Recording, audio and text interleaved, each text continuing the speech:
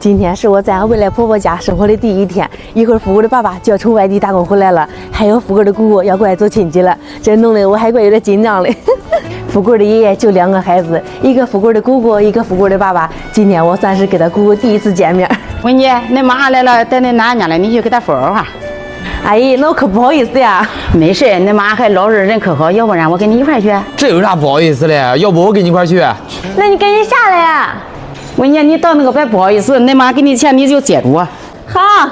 富贵的姑姑一直在外地打工，这俺一直没见过面，今天第一次见面还怪紧张嘞。姑姑不？文姐，文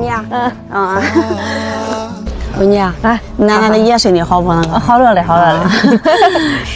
文姐，那这啥时候结婚？该结婚了，谈哪年了？就是也该结婚了，就是。还没商量嘞。人家文姐，人家咋着没见你，你也没买啥回来，你给你买啥这些钱拿着，你买点啥吃的？不要这些，这钱我不要顾。你别，你拿着吧，拿着别瞎说。你别，拿别啥说。文姐，接住啊，你对你妈心意。哎，这谁挣钱都不容易，富贵的姑姑过这个钱，哎，我真不想要。文姐，前几天元旦我给你准备的还有礼物嘞。你给我准备啥？你看这个葫芦项链，我刚在德布上给你买的，真好看，这不少花钱吗？哎，不贵，德布上才100多。葫芦代表福禄，新年戴这个寓意也好，而且都是品牌执法，有正品包装的。我先给你戴上试吧。你看这周边一边小钻闪闪的，你戴上真好看。925银子也不容易氧化。算你有心了。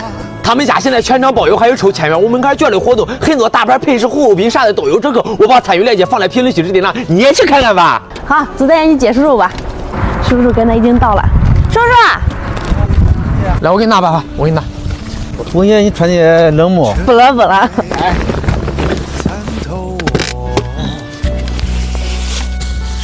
文姐，我给俺买烧鸡热着了，你尝尝，快尝尝。好，还热着嘞。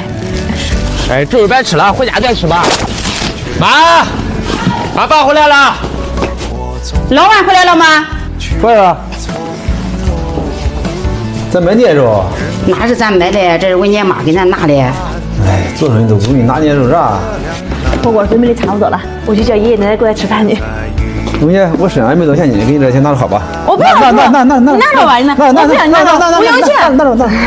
哎，今天叔叔也过钱，咱姑也过钱，弄我心里面可不好意思。这有啥的？俺妈妈给你钱应该的，见面礼。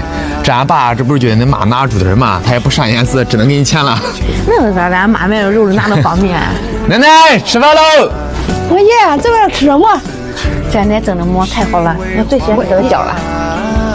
哎，吃饭了。